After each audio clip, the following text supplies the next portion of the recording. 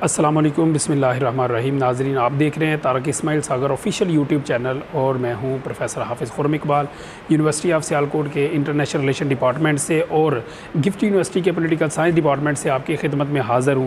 सबसे पहले तो आपका बहुत शुक्रिया कि आप इस चैनल को अपना वक्त दे रहे हैं। नाज़रीन, आज जो हमारा मौजू बहस है वो तालिबान हुकूमत है और तालिबान हुकूमत के दो ऐसे इक़दाम हैं जो रिसेंटली हुए हैं। पहले नंबर पर अगर हम देखें तो तालिबान के जो अमीर हैं, लीडर हैं, मुल्ला हैबतुल्लाह अखवंज़ादा, उन्होंने एक पॉलिसी बयान दिया है, एक इलामिया जारी किया है जिसके मुताबिक 20 मई के बाद कोई भी खातून मीडिया के सामने आएगी तो वो अपने चेहरे को ढांप के आएगी, हिजाब के साथ आएगी। विदाउट हिजाब वो मीडिया के सामने नहीं आ सकती, या अगर वो घर से बाहर जाती है तो फिर भी वो अपने आप को मुकम्मल तौर पे बापर्दा होकर घर से बाहर निकालेगी।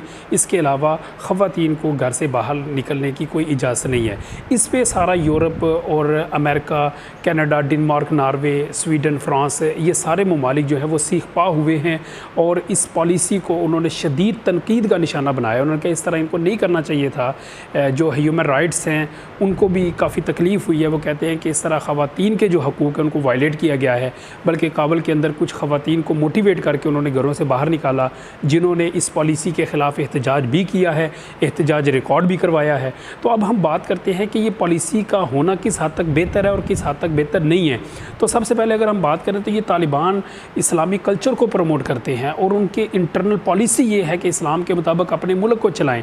तो लिहाजा इस्लामी कल्चर में और इस्लाम में औरत को बापर्दा रहने का हुक्म है। इस पॉलिसी का जो एलामिया जारी हुआ है वो शरीयत के मुताबिक जारी किया गया है।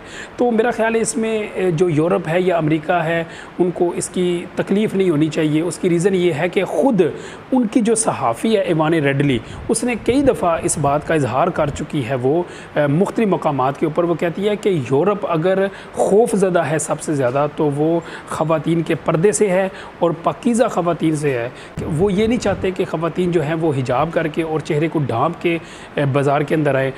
दूसरी मिसाल मैं आपको जापान की 9 मुस्लिम खातून है खोला लकाता उसकी दूंगा कि जिसने अभी रिसेंटली इस्लाम कबूल किया और उसने कहा कि जो मेरा लिबास है और मेरा मुहाफ़िज़ है, मेरा साहिबान है, मेरा किला है। कहती है कि जिस तरह एक फ़ौज का या पुलिस का सिपाही है वर्दी पहन लेता है तो उसको अपने पेशे के तक़द्दुस का ख्याल होता है, इस तरह अगर हम हिजाब कर लेती हैं तो मेरा ख्याल ये है कि ये हमारे ऊपर फ़र्ज़ हो जाता है कि हम किस तरह से अपने आप को आगे लोगों के सामने पेश करें और हम अपने आप को इस तरह से महफूज तस्वर करती हैं कि जिस तरह एक सिपाही है या फ़ौजी है। तीसरे नंबर पे अगर हम मिसाल देखें तो टोनी ब्लेयर की जो बीवी है उसकी सगी बहन लॉरेन बूथ है, जब उसने इस्लाम को कबूल किया तो उसकी जो बेटियां उन्होंने सवाल किया कि क्या अब आप अपने चेहरे को ढांपेंगी, अपनी बॉडी को ढांप के रखेंगी या उसी तरह खुले आम आप लोगों के अंदर जाएंगी। तो उसने कहा ऐसे नहीं हो सकता, मैं अपने चेहरे को ढांप के लोगों के सामने जाऊँगी, अपनी पूरी बॉडी को मैं कवर करके लोगों के सामने जाऊँगी। कि इस वक्त मैंने 3 आपके सामने एग्जाम्पल्स दी हैं मुख्तलिफ़ किस्म की ख़वातीन की कि जिन्होंने पसंद किया है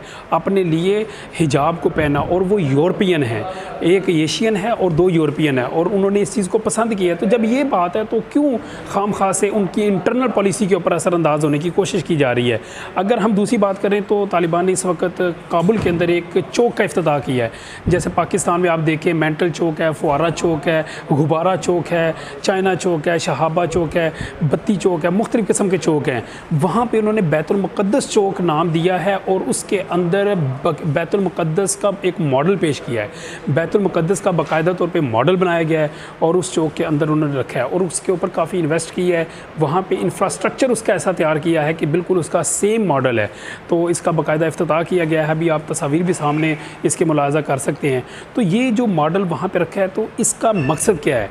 अब मकसद ये है कि उन्होंने अपने ऊपर ये फ़र्ज़ करार दिया है कि आइंदा हम इसको आज़ाद करवाएंगे, यहूदियों के शिकंजे से हम बैतुल मुक़द्दस को आज़ाद करवाएंगे और हर आने जाने वाले बंदे को ये नज़र आए और उसको पता चले कि अब हमारा जो मकसद है वो यही है कि बैतुल मुक़द्दस को हमने यहूदियों के शिकंजे से आज़ाद करवाना है। इसके ऊपर भी यूरोप काफ़ी सीख पा है।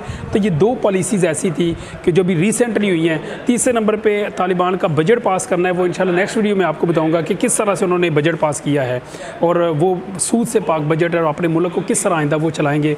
और उन्होंने इसकी बिल्कुल भी परवाह नहीं की कि चौक का इफ्तिताह करते हुए या ख़वातीन के ऊपर जो उन्होंने एक एलामिया जारी किया है कि यूरोप हमारी इमदाद बंद कर देगा, उन्होंने इमदाद बंद की भी है, इसकी उन्होंने परवाह नहीं की।